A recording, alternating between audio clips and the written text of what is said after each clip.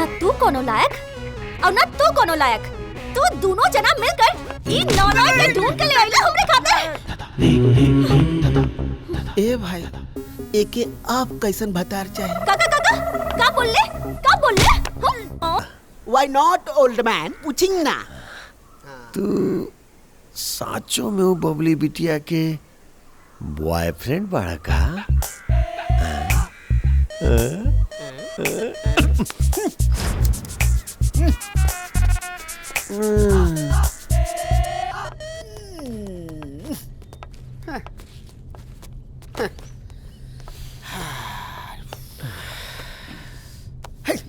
ये इतना छोटा रूम, लेकिन कोई बात ना, हा हम मैनेज कर ले। Wow, you are looking very beautiful.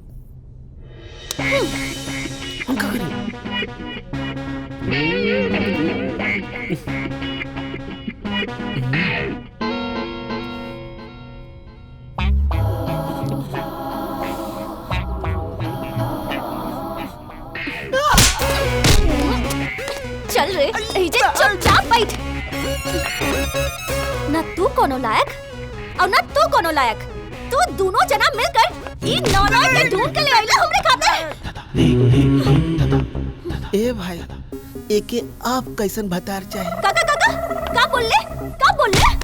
आज के बाद अगर हमरा अगल बगल भी दिखले ना तो तोरा के इतना मारब कि तुम्हारी जो थोबड़ा बना और बिगड़ जाई।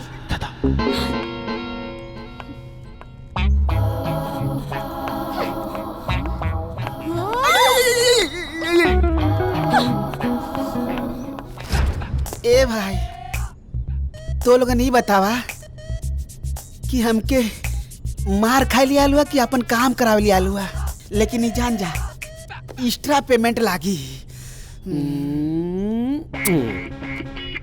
ए हमार बेटा, हमार करेजा, हमार लाल, अगर और तू एजा नाटक कइले ना तो बड़ी कुटाई पे।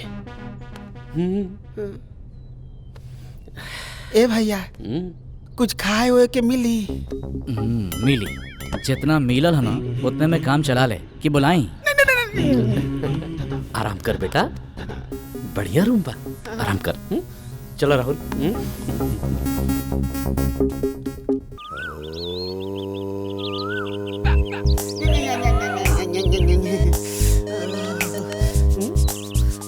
ए ओल्ड मैन,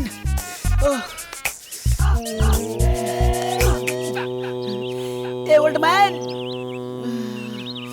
अरे बाप रे बाप, ए ओल्ड मैन।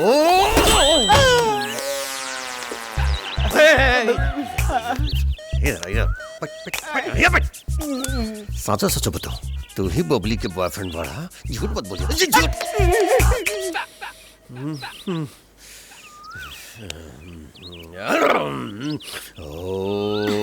ए जी ले मुंह मीठा करी।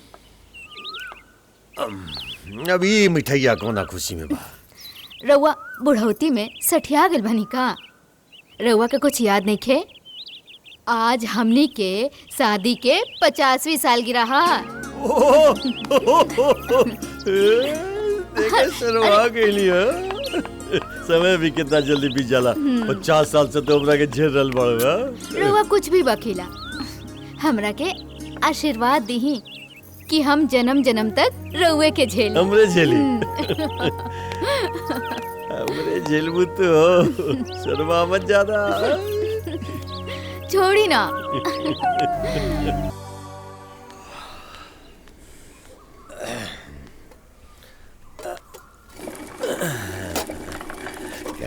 बल्किनी कहा अकेले अकेले पूरा कहूँ पीस देबू का हो ला तनी एकरा ला। तू कंजूसिए करबू ला गई तार नतनी पीस रे तू दुबई में तू यही उम्र में फैलल जाता है। रवो ना बच्चन से बहुत मजाक करेला। ला ला ला डाला जोर जोर से चलाओ। ले ले ले ले ए नमूना कहाँ जात पाड़ा? कहाँ जाई? कुछ देखे लाग बा का ये गाँव में? ठीक वैसे ही जैसे समुद्र के छोड़ के गांव के पोखरा में तैरता नहीं ई गाँव बा। अच्छा ओकरा में दर्द बड़ा तनी आए बे हमार गांव ठीक से देख ले बड़ा तू बबली जी दादाजी। तनी तनी नमूना के गांव घुमा के ले बा। थैंक्स ओल्ड मैन, पहली बार सही बोलले बाड़ा। ए बेटा अभी तो साचो साच बताई है बबली के तू ही बड़ा का।